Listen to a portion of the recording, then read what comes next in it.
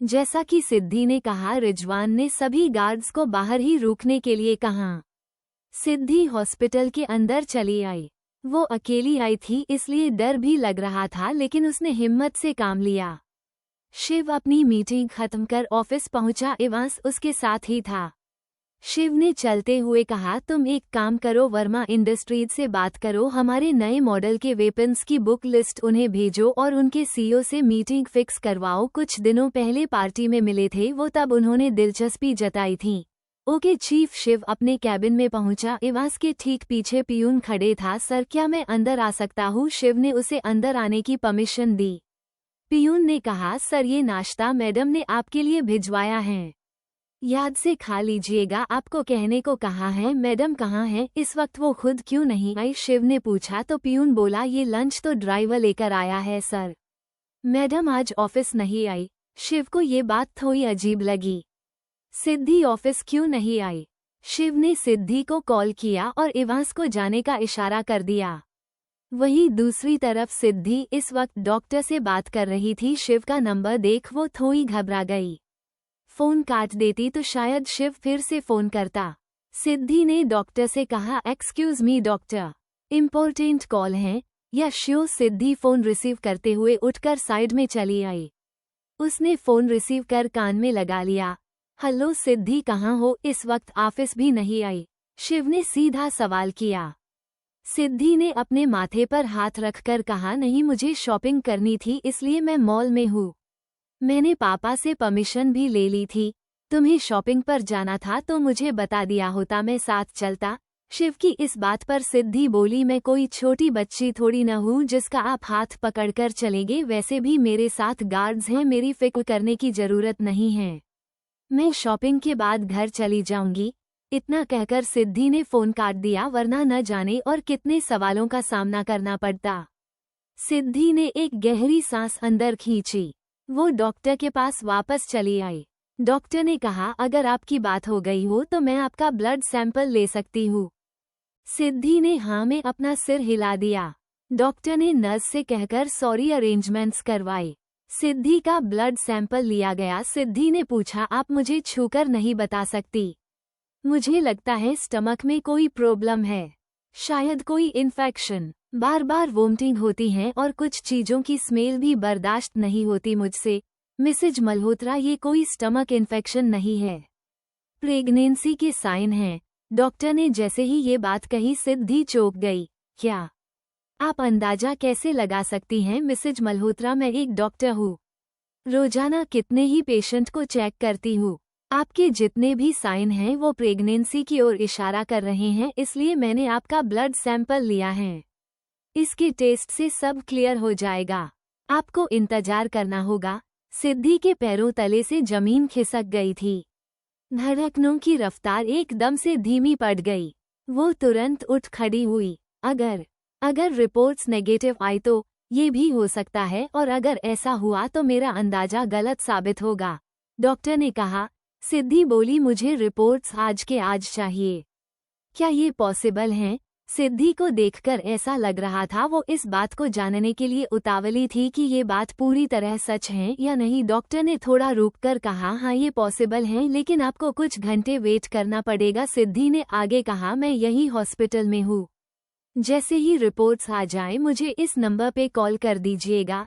सिद्धि ने पेन से वहां रखे पेपर पर अपना फोन नंबर लिखा और वहां से चली गई। सिद्धि के कदम भी बड़ी मुश्किल से उठ रहे थे। वो सीढ़ियों पर आकर रुक गई और वहीं बैठ गई।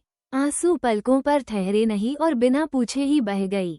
सिद्धि सिसक पड़ी। उसे कुछ समझ नहीं आ रहा था क्या करे। नहीं, ये सब झूठ हैं, ऐसा नहीं हो सकता। जरूर डॉक्टर से समझने में भूल हुई है।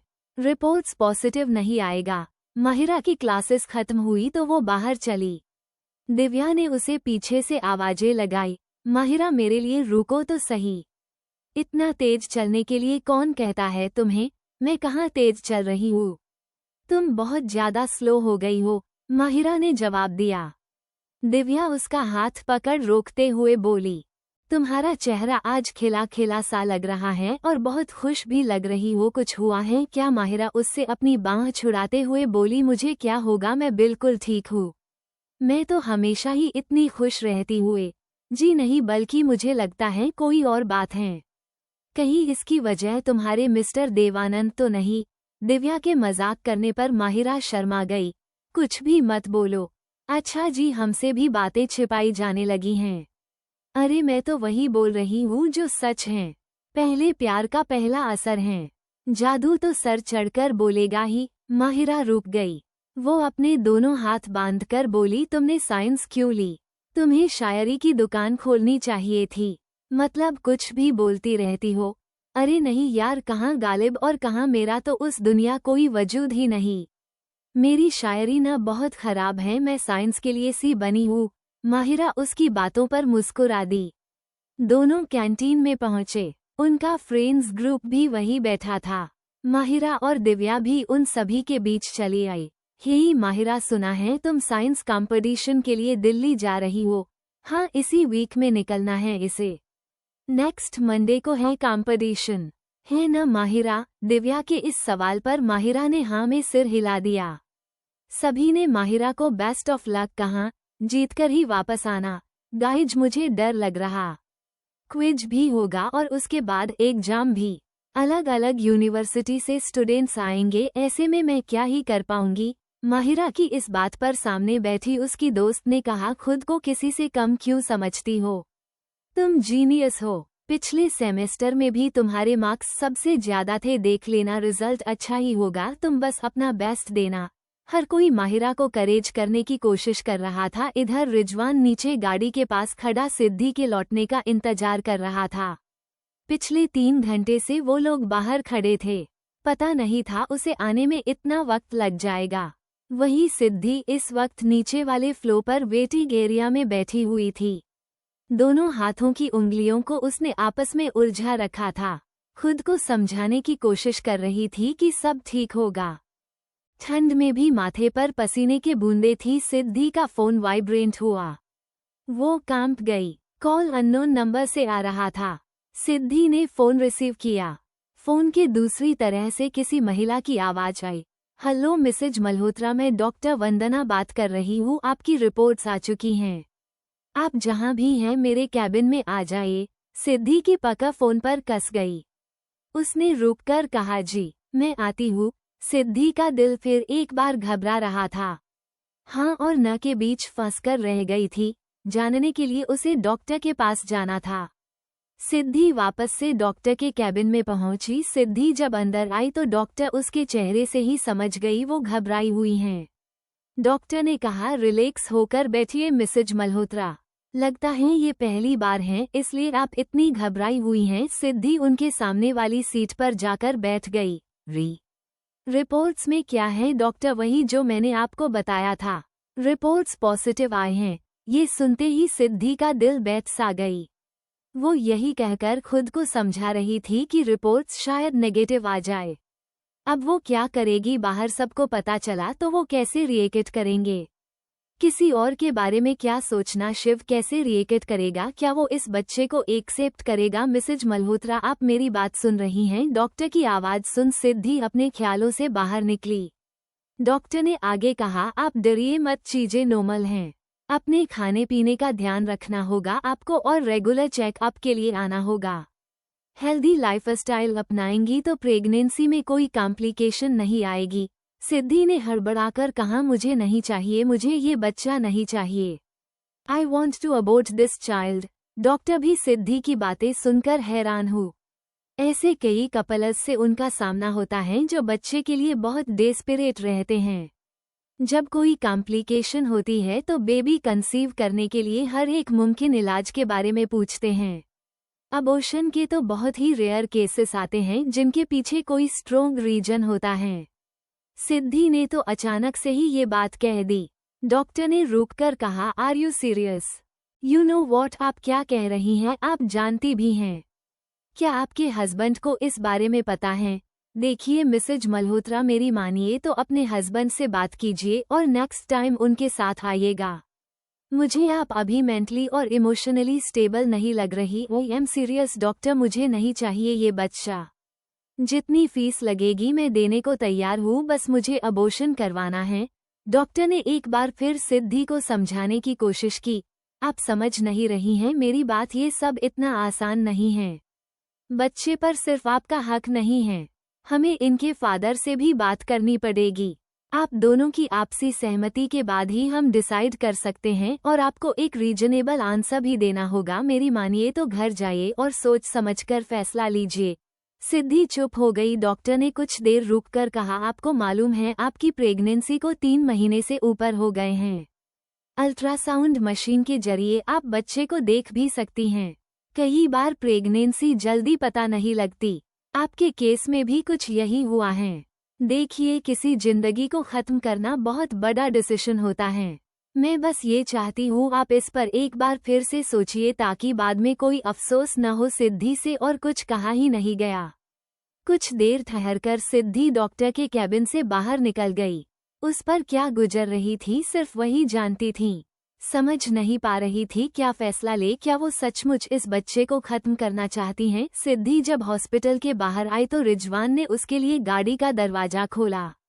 सिद्धि ने रिपोर्ट वही सीट पर रखा और खुद भी अंदर बैठ गई। रिजवान ने पूछा, मैडम कहाँ चलना है अब? घर ले चलो, सिद्धि ने बिना किसी भाव के कहा। रिजवान ने गाड़ी स्टार्ट कर आगे बढ़ा दी। गाड़ी एक खामोशी सी पसर गई थी। सिद्धि काफी परेशान लग रही थी लेकिन रिजवान ने कोई सवाल नहीं किया।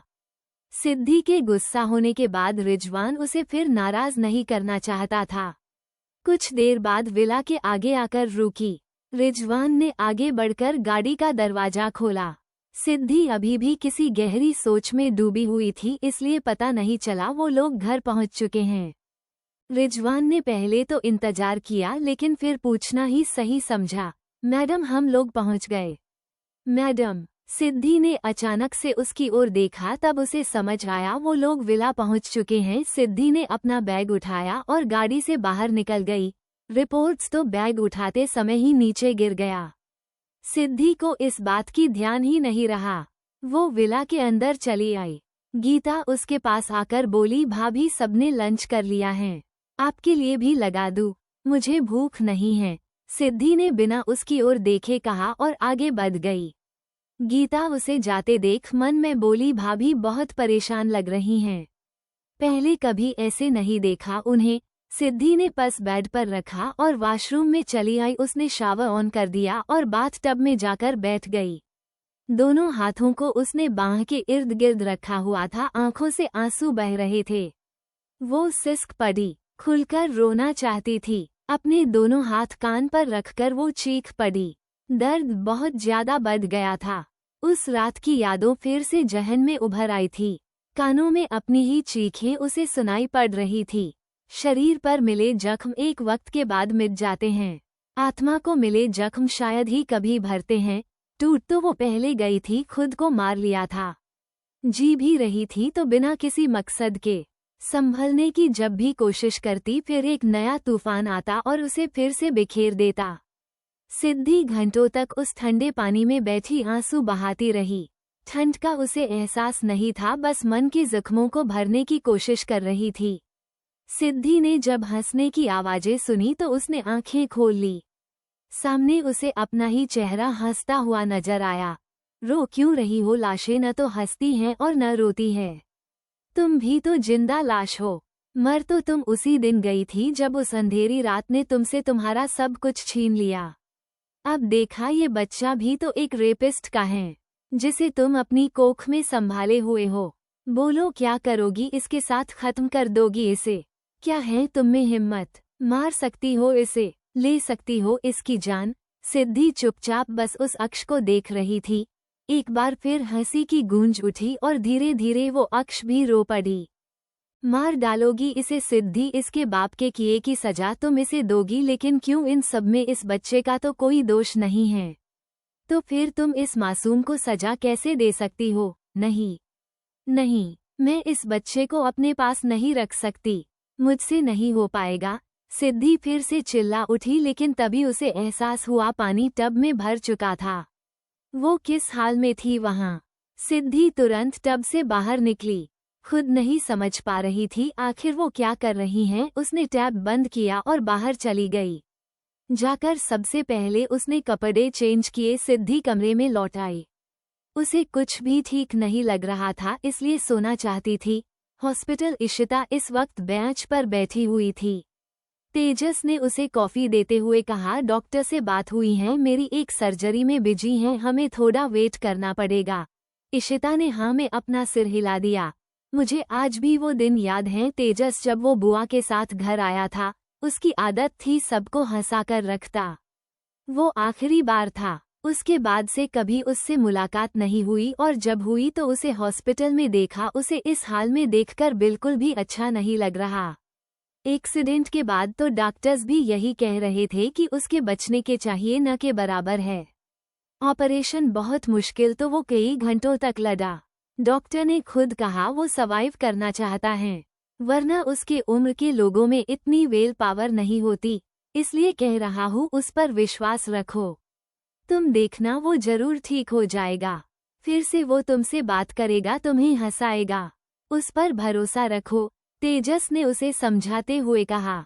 तभी एक नर्स ने आकर पूछा, are you mister Tejas Malhotra? Yes it's me, Tejas ने कहा। The doctor has called you to his cabin. ये बोल नर्स वहां से चली गई। तेजस ने इशिता की ओर देखा, चले अब? इशिता ने हाँ में सिर हिलाया। दोनों डॉक्टर के कैबिन में पहुंचे। You are a family member of patient 205, I want to show you something. Doctor ने कुछ एक्सरे रिपोर्ट निकाली। उन्होंने आगे कहा, this is the x-ray report of the patient's brain, his brain is working and this is the reason he is alive even while being in coma. He can hear us, he just does not respond by seeing. We talked to a very famous neurosurgeon, he has expressed hope that he can handle this case. Ishita Tejas से बोली, ये तो अच्छी बात है ना, हमें उस न्यूरोसर्जन से मिलना है, पूछना है मेरे भाई के ठीक होने के चांसेस कितने हैं। तेजस ने पलकें झपकाकर उसे हाँ कहा। उसने डॉक्टर से पूछा, when can we meet the neurosurgeon? 2 days later, doctor ने कहा। इशिता ने एक गहरी सांस अंदर ली, मानो कुछ अच्छा होने का संकेत मिला हो। उसके लिए ये उम्मीद भी बहुत बड़ी थी। कुछ देर डॉक्टर से बात करने के बाद दोनों उनके कैबिन से बाहर निकल गए। तेजस का फोन काफी देर से वाइब्रेट कर रहा था। तेजस ने कहा, तुम गाड़ी में मेरा वेट करो, मैं बस कॉल अटेंड करके आता हूँ। इशिता ने उसकी बात पर हामी भरी और वहां से चली गई। इशिता जब नीचे वाले फ्लोर पर पहुंची तो उसने रिसेप्शन के पास मिसेज कुलकर्णी को खड़े देखा। इशिता को हैरानी हुई। इशिता को उन्हें यहाँ देख बिल्कुल भी खुशी नहीं हुई। वो तेज कदमों के साथ चलकर उनके पास चली आई। आप यहाँ क्या कर रही हैं? इशिता की आवाज सुनकर नीति जी पीछे पलटी। इशिता को देख उन्हें भी थोड़ी हैरानी हुई। उन्होंने उल्टा इशिता से सवाल किया, तुम यहाँ क्या कर रही हो? मैं आपसे पूछ रही हूँ, आप यहाँ क्या कर रही हैं? क्यों आई हैं आप यहाँ? इशिता की आवाज से ही पता चल रहा था कि वो गुस्से में हैं। नीति जी की आवाज में एक नरमी थी। उन्होंने इशिता की ओर देखकर कहा, मैं यहाँ आशु को देखने आई थी, उसके लिए परेशान थी तो बस। नीति जी की बात काटते हुए इशिता बोली, अब बस भी कीजिए। चाशनी में डूबे शब्द आपके मुंह से अच्छे नहीं लगते, वो भी जहर की तरह ही काम करते हैं। मैं अच्छे से जानती हूँ आपको आशु की कोई परवाह नहीं है। साफ साफ कहिए, किस लिए आए हैं आप यहाँ? नीति जी ने बड़ी ही मासूमियत के साथ कहा, मैं समझ सकती हूँ इशिता, तुम मुझसे नाराज हो, मैं जानती हूँ मैंने बहुत गलत किया है, लेकिन यकीन करो मुझे बहुत अफसोस है अपने किए का। मैं तो अपने किए का प्रायश्चित कर रही हूँ। मेरा यकीन करो, मुझे आशु की फिक्र थी, इसलिए मैं उसे देखने यहाँ चली आई। इशिता ने होठों के किनारे को तिरछा मोड़ा, आप कभी नहीं बदल सकती, मुझे धोखा देने की कोशिश मत कीजिए। तेजस इशिता को ढूंढते हुए उसके पास पहुंचा, तुम अभी तक। अब कहीं जाकर तेजस का ध्यान नीति जी पर गया। उसे भी उन्हें वहां देखकर हैरानी हुई। ये यहाँ क्या कह रही हैं? फिर से एक नया नाटक। आप प्लीज यहाँ से चले जाइए, मुझे आपसे कोई बहस नहीं करनी, इशिता ने काफी गुस्से से कहा। लेकिन बेटा मैं बस। नीति जी और कुछ कहती उससे पहले तेजस बोला, सुना नहीं मेरी बीवी ने आपसे क्या कहा? उसका पीछा छोड़ दीजिए, आशु से आपका अब कोई वास्ता नहीं। नीति जी के पास अब कहने को कुछ नहीं बचा था। वो वापस चली गई। तेजस ने इशिता को साइड से हग कर लिया, संभालो खुद को, मैं हूं न तुम्हारे साथ। रात का वक्त शिव का कमरे का दरवाजा खुला। शिव अभी अभी घर आया था। अंदर आकर देखा तो पाया सिद्धि बेड पर सो रही थी। इतनी जल्दी वो कभी नहीं सोया करती थी। शिव ने कोई शोर नहीं किया जिससे उसकी नींद खराब न हो। शिव ने कोट सोफे पर रखा और बेड के किनारे आकर बैठ गया। उसे आए ज्यादा देर नहीं हुई थी, सिद्धि की भी नींद टूट गई। शिव ने जब मुड़कर देखा तो सिद्धि उठ चुकी थी। सिर में भारीपन महसूस हो रहा था। शिव ने पूछा, तुम्हारी तबीयत तो ठीक है ना? सिर में दर्द है क्या? शिव की आवाज सुन सिद्धि चौंक गई, ऐसे जैसे किसी भूत को देख लिया हो। क्या हुआ, तुम डर क्यों गई? शिव ने पूछा। सिद्धि ने अपने सीने पर हाथ रख लिया। खुद की सांसों को संभालते हुए सिद्धि बोली, बस यूं अचानक देखा तो डर गई। शिव ये सुन हंस पड़ा। कितनी अजीब बात है, मेरी बीवी मुझसे डर रही हैं। तुम कितनी देर से सो रही थी? तबीयत तो ठीक है न तुम्हारी? हाँ, मुझे क्या होगा, मैं ठीक हूँ, सिद्धि ने कहा। शिव अपनी टाई की नोट ढीली करते हुए बोला, एक कप स्ट्रॉन्ग कॉफी चाहिए मुझे, बना दोगी? सिद्धि ने कुछ नहीं कहा और चुपचाप कमरे से बाहर चली गई। शिव ने खुद से कहा, इसकी तबीयत सच में ठीक है ना? बीमार की तरह बिहेव कर रही हैं।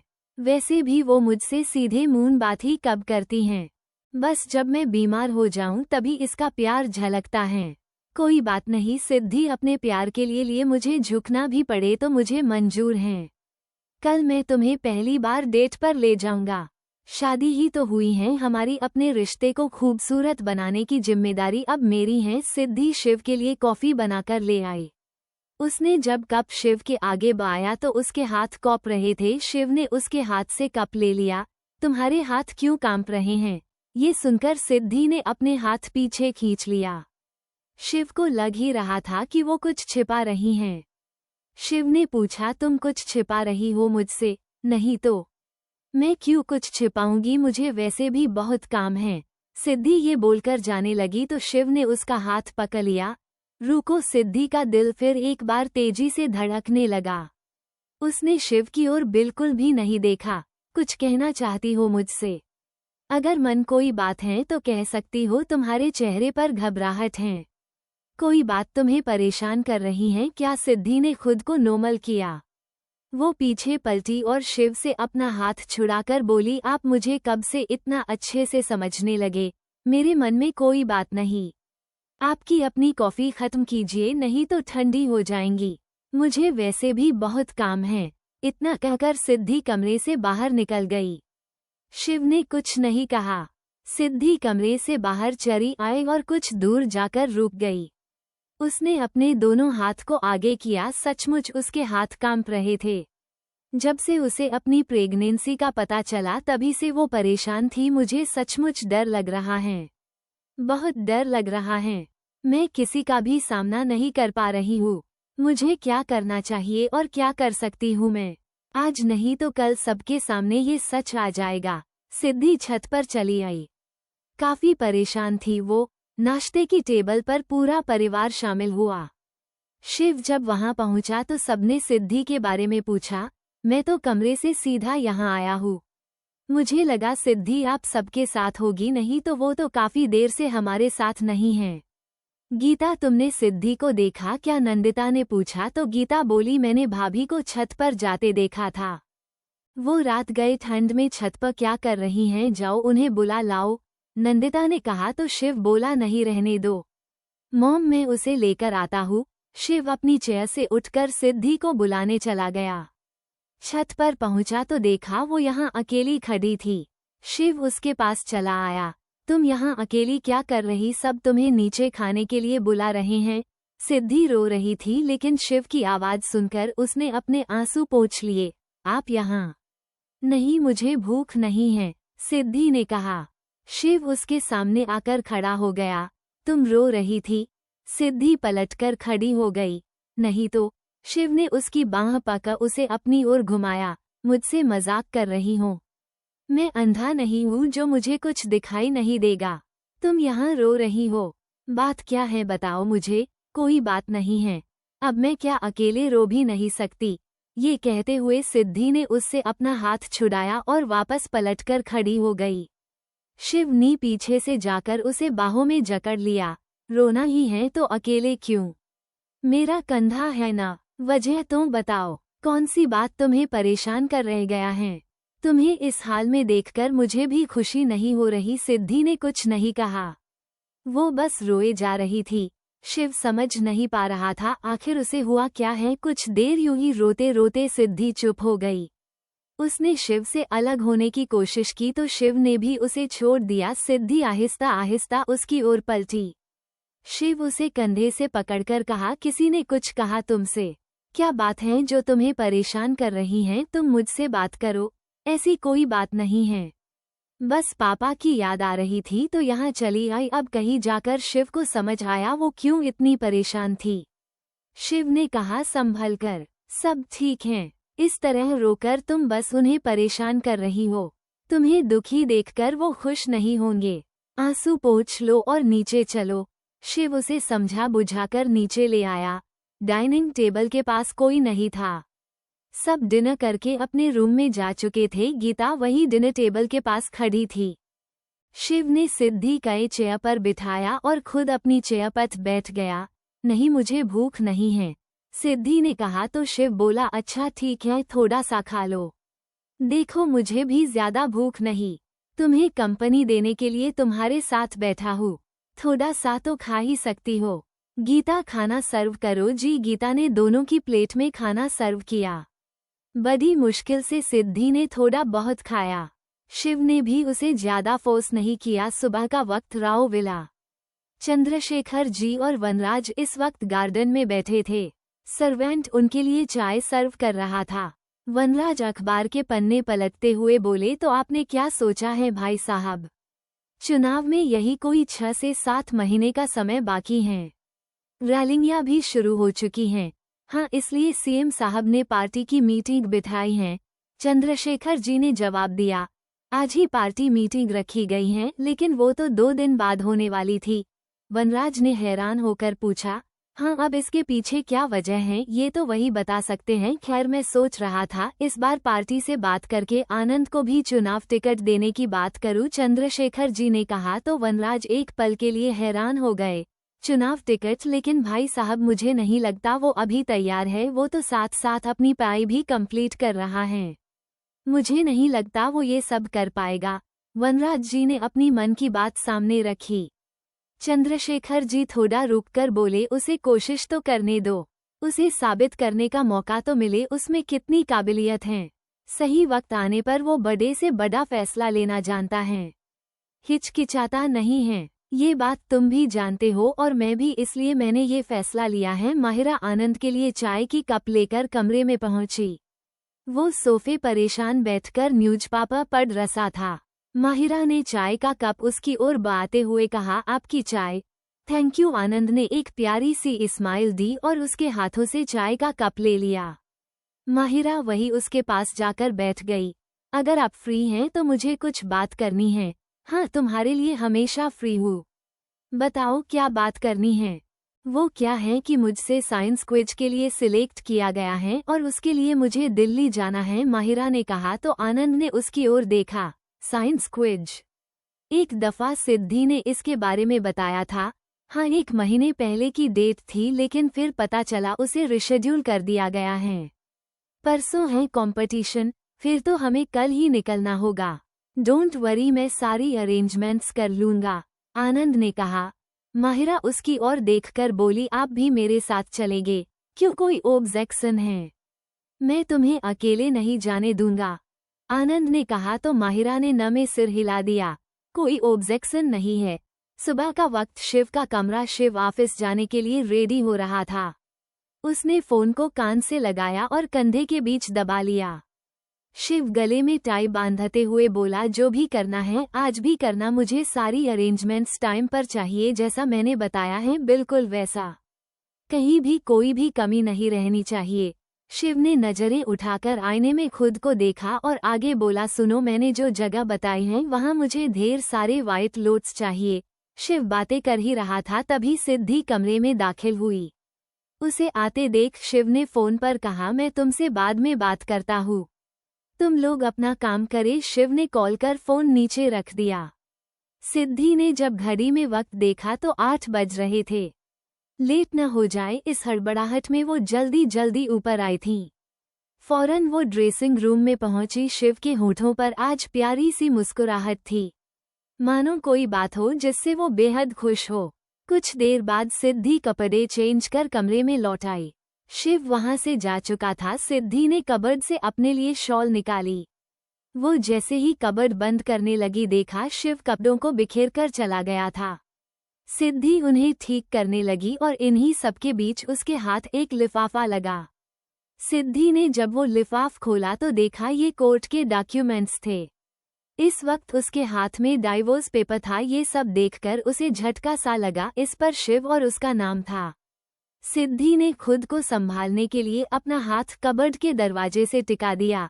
ये तो तलाक के कागज हैं। अगर उन्हें मुझसे छुटकारा चाहिए था तो यहाँ कबर्ड है, छिपाकर क्यों रखा था? मुझे दिया क्यों नहीं? अलग ही होना था तो प्यार और फिक्र का दिखावा क्यों? सिद्धि ने तुरंत उस लिफाफे में पेपर्स रखे और कबर्ड बंद कर दिया। घबराहट बढ़ सी गई थी उसकी। क्या ये उसके लिए अच्छी बात थी? शिव से तो वो आज़ादी चाहती थी और अगर शिव उसे इस रिश्ते से आज़ाद कर देगा तो क्या ये अच्छी बात नहीं होगी? पर ये सब सोचकर सिद्धि को दुख क्यों हो रहा है? कौन सी बात उसे परेशान कर रही है? सिद्धि ने बड़ी मुश्किल से खुद को संभाला। यही करीब 9 बजने वाले थे। सिद्धि अपना बैग लेकर नीचे चली आई। सब नाश्ते की टेबल पर बैठे थे। ज्योति ने पूछा, आज देर कैसे हो गई सिद्धि? नाश्ता नहीं करना क्या? नहीं चाची, बिल्कुल भी भूख नहीं है। आज देर हो गई, मुझे निकलना भी है। ये कहते हुए सिद्धि दरवाजे की ओर बढ़ गई। इस वक्त नाश्ते की टेबल पर ज्योति के साथ मंदाकिनी जी और नंदिता भी मौजूद थी। मंदाकिनी जी बोली, मुझे लगता है सबने मिलकर उस बच्ची पर काम का बोझ कुछ ज्यादा ही डाल दिया है।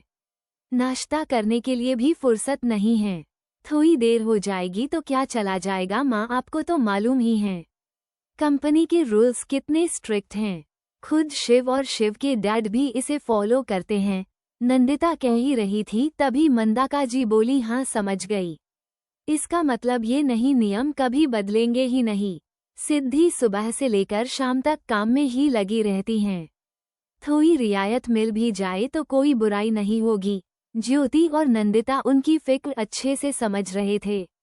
सिद्धि जब घर के बाहर आई तो देखा शिव अपनी गाड़ी के पास खड़ा होकर उसका वेट कर रहा था। सिद्धि ने उससे अपनी नजरें फेर ली। ज्यादा सोचने के लिए वक्त ही कहा था, हाँ या फिर न, लेकिन जाना तो उसी के साथ था। सिद्धि उसके साथ उसकी गाड़ी में आकर बैठ गई। दोनों ऑफिस के लिए निकल गए। हालांकि कार में खामोशी थी लेकिन इस चुप्पी को शिव ने तोड़ा। तुम्हारा शाम का शेड्यूल क्या है? सिद्धि ने हैरान नजरों से उसकी ओर देखा, फिर चेहरा फेर लिया। बिजी हूँ। शिव ने अपना आईपैड उठाया और बोला, आज सिर्फ 2 मीटिंग है डेढ़ की। तुम्हें कहीं नहीं जाना? मतलब शाम को तुम फ्री हो? सिद्धि उसकी बातें सुनकर चौंक गई। शिव के हाथ में उसके पूरे दिन भर का शेड्यूल था। शिव ने आगे कहा, जो भी काम हो शाम होने से पहले खत्म कर लेना क्योंकि तुम्हें मेरे साथ चलना है। आपके साथ कहा। सिद्धि के इस सवाल पर शिव हल्का मुस्कुरा दिया। उसने बिना सिद्धि की ओर देखे कहा, शाम को चलोगी तो पता चल जाएगा, फिलहाल रिलैक्स करो। शिव की तरफ से कोई साफ साफ जवाब नहीं मिला। शायद सिद्धि को इसकी उम्मीद भी नहीं थी। उसके मन में तो अभी भी डिवोर्स पेपर चल रहा था। वो यही सोच रही थी, तलाक के कागज छिपाने की क्या जरूरत थी? शिव को डिवोर्स चाहिए तो उसने डायरेक्टली आकर मांगा क्यों नहीं? दोनों ऑफिस पहुंच चुके थे। शिव ने उसके लिए गाड़ी का दरवाजा खोला। शिव इंतजार में था सिद्धि अब बाहर निकलेगी, लेकिन जब वो नहीं निकली तो शिव नीचे झुका। ऑफिस जाने का इरादा नहीं है क्या? उसकी आवाज सुनकर सिद्धि ने नासमझी से उसकी ओर देखा, जैसे कि उसकी बात उसने सुनी ही न हो। शिव ने फिर से कहा, सोच क्या रही हो? ऑफिस नहीं चलना? अब कहीं जाकर सिद्धि को रियलाइज हुआ वो लोग पहुंच चुके हैं। सिद्धि तुरंत बाहर निकली। अब उसके कदमों की ताल भी चेंज हो चुकी थी। शिव को अंदर पहुंचने में जितना वक्त लगा सिद्धि उतनी देर में लिफ्ट तक पहुंच चुकी थी। रेस्टोरेंट विधि काफी देर से रेस्टोरेंट में शिखा का वेट कर रही थी। उसे घड़ी में वक्त देखते हुए कहा, मैं पिछले आधे घंटे से वेट कर रही हूँ और इसका आना नहीं हुआ। कौन सी ट्रैफिक में फंस गई? मैं तो यही हूँ तुम्हारे पास। शिखा की आवाज सुनते ही विधि ने मुड़कर देखा। वो उसके ठीक पीछे खड़ी थी। शिखा मुस्कुराते हुए उसके सामने चली आई। उसने टेबल पर पर्स रखा और चेयर खिसकाकर बैठ गई। विधि उसे देखते हुए बोली, माना कि देर से आने की तुम्हारी आदत है, लेकिन मुझे लगा था शादी के बाद कुछ तो सुधार आया होगा तुम में। बिल्कुल नहीं, कुछ भी चेंज नहीं आया, बल्कि तुमने तो देर से आने की अपनी आदत सी बना ली। शिखा अपने कान पकड़कर बोली, आई एम रियली सॉरी, मैंने बताया था न, ट्रैफिक में फंस गई थी, वरना मैं वक्त पर पहुंच जाती। बस भी करो, अब मुझे मनाने की कोशिश मत करो। बहाने तुम्हारे पास हमेशा तैयार रहते हैं। ये कहते हुए विधि ने वेटर को बुलाया और 2 कॉफी का ऑर्डर दिया। शिखा ने पूछा, अच्छा ये बताओ मुझे यहाँ क्यों बुलाया है? सोचा जाने से पहले तुमसे मिल लूं, कुछ बात कर, क्योंकि फिर एक लंबे वक्त बाद तुमसे मुलाकात नहीं हो पाएगी। विधि की इस बात पर शिखा बोली, क्यों, तुम शादी कर रही हो? मैडम, शादी किसी पेड़ से तो नहीं करूंगी ना, उसके लिए कोई लड़का भी मिलना चाहिए। अभी तक तो कोई नहीं मिला। वैसे भी मेरी कंपनी में कोरिया में नया ब्रांच ओपन किया है और कॉन्ट्रैक्ट पर मैं 5 साल के लिए साउथ कोरिया जा रही हूँ। मुझे 5 साल सियोल की कंपनी में काम करना पड़ेगा, इंडिया नहीं आ पाऊंगी। शिखा ये सुन शांत हो गई। 5 साल, ये बहुत ज्यादा नहीं हो गया? तुम इतने साल यहाँ से दूर रहोगी, वापसी भी नहीं आओगी। दुआ करो मुझे वहाँ कोई लड़का न मिले, और अगर मिल गया तो हो सकता है मैं शादी करके वहीं सेटल हो जाऊं। विधि ये बोल हंसने लगी। शिखा ने कहा, मजाक कर रही हो मेरे साथ? मैं क्यों दुआ करूंगी कि तुम्हें कोई न मिले? मैं तो दुआ करूंगी तुम्हें एक अच्छा लाइफ पार्टनर मिले, पर तुम में कॉन्ट्रैक्ट बेस पर काम करती हो न, ये मुझे ठीक नहीं लगता। ऐसा लगता है खुद की आज़ादी भी खत्म हो गई है। नहीं शिखा, ऐसी कोई बात नहीं है। मैंने पहली बार तो ऐसा नहीं किया है ना। सारे टर्म्स एंड कंडीशन पढ़ने के बाद ही मैंने इसके लिए हाँ कहा है। मैं तो ये कहने आई थी, कल तुम्हारा बंगलो खाली कर दूंगी, चाबियां गार्ड को दे दूंगी, तुम अपना ख्याल रखना। शिखा थोड़ी इमोशनल हो गई थी। वेटर उन दोनों के लिए कॉफी ले आया। विधि ने शिखा की ओर देखकर कहा, आज का डिनर मेरी तरह से तुम और तुम्हारे हस्बैंड के लिए ट्रीट। जाने से पहले आज का दिन तुम सबके साथ सेलिब्रेट करना चाहती हूँ। विधि के होठों पर मुस्कुराहट थी, लेकिन आंखों में एक नमी भी। उनका रिश्ता दोस्ती से बढ़कर था। शिखा खुद को संभालते हुए बोली, हाँ क्यों नहीं, मैं उनसे कह दूंगी, और अब मैं कल तक अपना सारा वक्त तुम्हारे साथ ही बिताऊंगी। पैकिंग में हेल्प तो चाहिए होगी ना? हाँ क्यों नहीं, तुमसे अच्छी पैकिंग कौन करता है? ये बोल विधि मुस्कुरा दी। शाम का वक्त गिफ्ट गैलरी, शिव ऑफिस में न होकर इस वक्त गिफ्ट गैलरी में शॉपिंग कर रहा था। शायद किसी का इंतजार था उसे। इवांस बाहर गाड़ी के पास खड़ा होकर किसी का वेट कर रहा था, तभी एक बाइक बड़ी ही तेजी के साथ उसके सामने आकर रुकी। इवांस खुद को संभाल नहीं पाया और कुछ कदम पीछे हट गया। अबे ओए, बाइक चलानी नहीं आती तो छोड़ क्यों नहीं देता? खामखा हार्ट अटैक आ जाता तो? बाइकर ने अपना हेलमेट हटाया, तब कहीं जाकर उसका चेहरा नजर आया। वो और कोई नहीं, जेनिका थी। इवांस के तो होश ही उड़ गए। जेनिका बाइक से नीचे उतरते हुए बोली, हार्ट अटैक के लिए दिल होना जरूरी है। ये कहते हुए जेनिका आगे बढ़ गई। अब ये कौन सी बेइज्जती थी? इवांस इसी पर विचार कर रहा था। ये मेरी बेइज्जती करके गई हैं। इवांस उसके पीछे पीछे अंदर चला आया। जेनिका शिव के पास चली आई। गुड इवनिंग सर, मुझे देर तो नहीं हुई? आपने फोन पर बताया नहीं, क्या काम है? जेनिका, तुम एक लड़की हो, लड़कियों की पसंद भी समझती हो। मुझे मेरी वाइफ के लिए तोहफा लेना है, तुम सिलेक्ट करो, शिव ने कहा तो इवांस हंसने लगा। शिव और जेनिका दोनों ने एक साथ उसकी ओर देखा। इवांस ने तुरंत अपनी हंसी रोक ली। शिव और जेनिका आगे बढ़ गए। जेनिका ने सामने देखते हुए कहा, सर सभी लड़कियों की पसंद अलग अलग होती हैं और मैम का टेस्ट आपसे बेहतर कौन जान सकता है? जेनिका, अगर मुझे इस बारे में पता होता तो तुम्हें नहीं बुलाता। सॉरी सर, मैंने जितना मैडम के साथ वक्त बिताया है वो काफी सिंपल लगी। छोटी छोटी चीजों में खुशियां तलाशती हैं वो। जेनिका की बात पूरी हुई तभी इवांस बोला, लड़कियों को टॉयज बहुत पसंद आते हैं। मैं तो कहता हूँ फेमस सिंड्रेला गिफ्ट कर दीजिए। जेनिका ने अपना पाँव इवांस के पाँव पर मारा। वो तुरंत चुप है गया और अपना पैर पकड़ उछल पड़ा। Are you mad? जेनिका ने उसे कोई भाव नहीं दिया। सर वो कोई छोटी बच्ची नहीं है, फिर भी टॉयज गिफ्ट ही करना होगा तो वो टेडी अच्छा रहेगा। जेनिका ने जिसे भी खूबसूरत बताया शिव ने उसे पैक करने के लिए कह दिया। सामने कई सारे ग्रीटिंग कार्ड्स थे। शिव उन्हें देख मुस्कुरा दिया। उसे अपने कॉलेज लाइफ में ऐसे बहुत से कार्ड्स मिले थे। शिव ने एक प्यारा सा कार्ड सिलेक्ट किया। उसने वही पास में रखा, पेन उठाया और उस पर कुछ लिखने लगा। इवांस जेनिका के पीछे पीछे चलते हुए बोला, तुम्हें इतनी नॉलेज कैसे है? तुम्हें भी किसी ने प्रपोज किया था क्या? जेनिका रुक गई। उसने पलटकर उसे देखा। किसकी इतनी हिम्मत जो मुझे प्रपोज करे? एक हाथ तोड़कर दूसरा हाथ में न रख दूं, इसलिए कोई तुम्हारे पास नहीं आता। तुम्हारी ऐसी हरकतें रहेंगी न तो जिंदगी भर सिंगल रहोगी। इवांस की बातें सुनकर जेनिका को गुस्सा आ गया। उसने खुद पर कंट्रोल रखते हुए कहा, मेरा दिमाग मत खराब करो।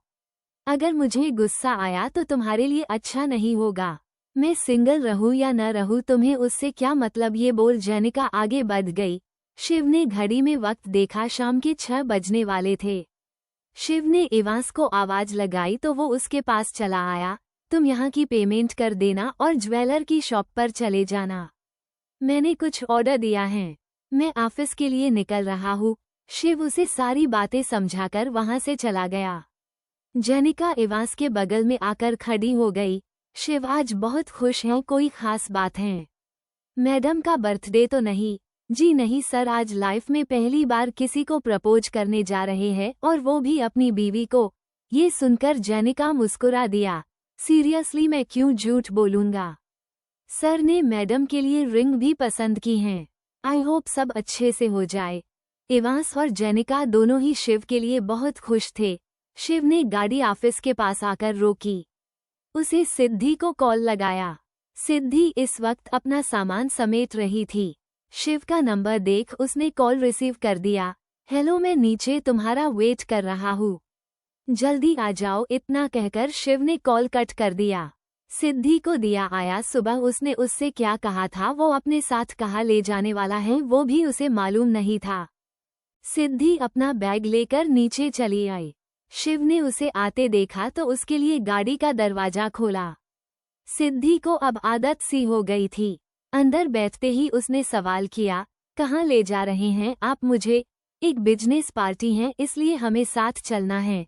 शिव ने झूठ कहा और सिद्धि ने इस पर यकीन भी कर लिया। शिव ने मन में कहा, बस थोड़ी देर और फिर सच कह दूंगा तुमसे अपनी हर गलती की माफी भी मांगूंगा। एक नई शुरुआत करने के लिए वजह चाहिए और मेरे का वो वहज है। मैं तुमसे बहुत प्यार करता हूँ और यही वो वजह है। शिव सिद्धि को कपड़ों के शोरूम में लेकर पहुंचा। वहां पहले से ही फीमेल स्टाफ मौजूद थी, मानो सारी प्रिपरेशन पहले से ही कर रखी हो। वो लोग सिद्धि को अपने साथ ले गए। वहीं दूसरी तरफ जेनिका अपनी बाइक के पास खड़ी होकर इवांस के आने का इंतजार कर रही थी। उसके आते ही जेनिका ने पूछा, सब हो गया ना? हाँ, सब कुछ रेडी हैं। तुमने अंदर चलकर देखा नहीं अरेंजमेंट्स कैसी हुई हैं? इवांस के इस सवाल पर जेनिका बोली, ये अरेंजमेंट्स जिनके लिए की गई हैं उन्हें ही देखना चाहिए। मेरा काम खत्म हुआ, मैं अब चलती हूँ। जेनिका अपनी बाइक पर बैठने लगी तो इवांस बोला, मैं अपनी कार लेकर नहीं आया। चलो मुझे भी घर तक ड्रॉप कर दो, जेब में पैसे नहीं हैं। कैब बुक करो और निकल जाओ। ये कहते हुए जेनिका ने बाइक स्टार्ट की। अरे, एक स्मार्ट हैंडसम से लड़के को बीच सड़क पर छोड़कर जा रही हो, तुम्हें ऊपर वाला कभी माफ नहीं करेगा। इवांस की कहा कोई सुनने वाला था। जेनिका वहां से जा चुकी थी। इवांस ने अपने बाल नोच लिया। दुनिया की सबसे बेकार लड़की हैं ये। मजबूरी है मेरी जो इसके साथ काम करना पड़ रहा है। सिद्धि जब रेडी होकर शिव के सामने आई तो उसके हाथों से मैगजीन छूटकर नीचे गिर गई। वाइट कलर के गाउन में वो बहुत प्यारी लग रही थी। बड़ी बड़ी पलकों को जब भी वो ऊपर करती खूबसूरती बढ़ सी जाती। सिद्धि ने जब उसके सामने अपना हाथ हिलाया तब कहीं जाकर शिव को नजरें उससे हटी। शिखा और विधि ने मिलकर आज खूब सॉरी शॉपिंग की थी। दोनों ने साथ में अच्छा वक्त बिताया। रात में उन्होंने मिलकर एक डिनर अरेंज किया था। दक्ष के आने की इंतजार कर रहे थे। शिखा दक्ष को कॉल लगा रही थी लेकिन उसका नंबर बिजी जा रहा था। विधि ने कहा, क्या बात है, इतनी परेशान क्यों हो? बिजनेस पार्टी में जाने के लिए ये ड्रेस थोड़ी ओड नहीं है, मैं दूसरी ड्रेस पहन लेती हूँ। सिद्धि जाने लगी तो शिव ने उसका हाथ थाम लिया। नहीं, कोई प्रॉब्लम नहीं है। इस ड्रेस में शिव ने अपनी कोट की पॉकेट से एक बॉक्स निकाला। उसमें एक खूबसूरत सा पेंडेंट था। सिद्धि उसे देखकर ही बता सकती थी वो बहुत महंगा होगा। उसने हैरान नजरों से शिव को देखा। शिव ने कहा, तुम पर अच्छा लगेगा। नहीं, ये बहुत महंगा है। ये बोलते हुए सिद्धि ने अपने कदम पीछे ले लिए। शिव उसके पीछे आकर खड़ा हो गया। उसने सिद्धि के करीब झुका, उसके कान में कहा, तुम्हारे आगे सब बेमोल हैं। उसने उसके बालों को समेटकर कंधे के एक ओर कर दिया। सिद्धि उस पल में कुछ कर ही नहीं पाई। शिव ने उसके गले में वो पेंडेंट पहना दिया। सिद्धि उस पल में सुन्न सी हो गई। शिव उसके सामने चला आया। दोबारा कभी मेरे तोहफे की कीमत मत पूछना। तुमसे ज्यादा कीमती कुछ भी नहीं है। जिंदगी का मोल नहीं लगाया जा सकता। शिव ने उसे बातों में उलझा सा दिया था। शिव उसका हाथ पकड़ उसे ले गया। पता नहीं किससे बात कर रहे हैं। 3 बार कॉल किया और तीनों बार बिजी बताया। शिखा की बात पर विधि बोली, हो सकता है कोई इम्पोर्टेंट कॉल हो, परेशान मत हो, वो आ जाएंगे। शिखा ने हाँ में सिर हिला दिया। तभी उसकी नज़र दक्ष पर गई जो उन दोनों की ओर ही आ रहा था। उसे देख शिखा मुस्कुरा दी। उसकी मुस्कुराहट देखते ही विधि समझ गई। उसने जब चेहरा घुमाकर देखा तो सचमुच वो दक्ष को देखकर ही मुस्कुरा रही थी। दक्ष ने आते ही उन दोनों से माफी मांगी। I am sorry guys, traffic में फंस गया था। और फोन का किया, किससे इतनी लंबी बात कर रहे थे? शिखा के इस तरह सवाल पूछने पर दक्ष ने अजीब सा रिएक्शन दिया। तुम शक कर रही हो मुझ पर? अरे मैं क्लाइंट से बात कर रहा था। कल मिलने आ रही हैं हमारे ऑफिस।